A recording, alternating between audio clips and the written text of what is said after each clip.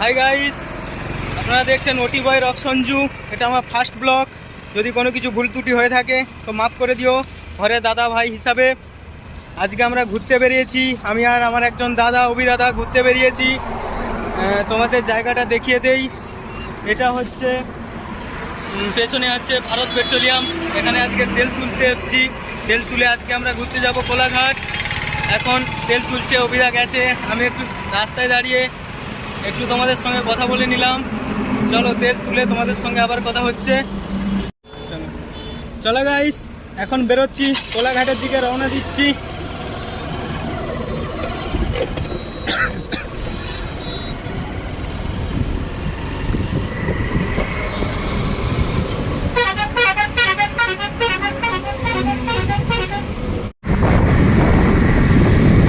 অনেকদিন পর আমরা বেরোলাম, দেখি আজকে কি খাওয়া যায়। হয় শেরে পাঞ্জাব ঢুকবো আমরা, না হলে শেরে বেঙ্গল, কোথাও একটা যাব। আগে কোলাঘাট গিয়ে তারপর ডিসাইড করব কোথায় যাই আমরা। সম্পূর্ণটা আমার দাদা অভিদার উপরেই ডিপেন্ড করছে, অভিদা কোথায় নিয়ে যায়। চলো যেতে যেতে কথা হচ্ছে।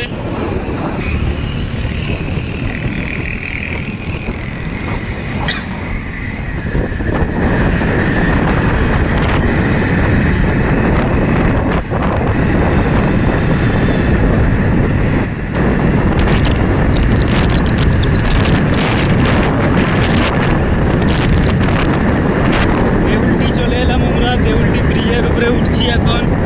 দেউলটির নিচ দেখতে পাচ্ছেন।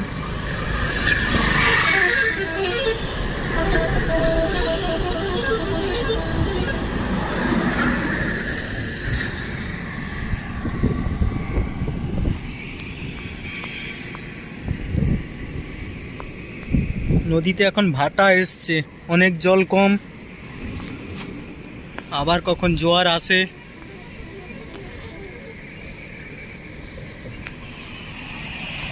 চলো আমরা আবার রওনা দিচ্ছি, অনেকক্ষণ দাঁড়ানো হলো, রওনা দিচ্ছি এখন কোলাঘাটের দিকে। হোটেল সুন্দর করেছে, এইটা পুরনো শেরে পাঞ্জাব, ওটা নতুন হয়েছে।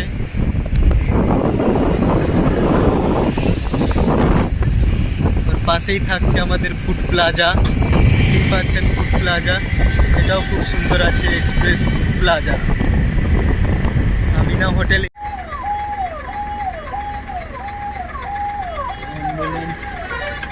অ্যাম্বুলেন্সের জন্য সিগন্যালটা খুলে দিল। চলো আমরা রওনা দিচ্ছি।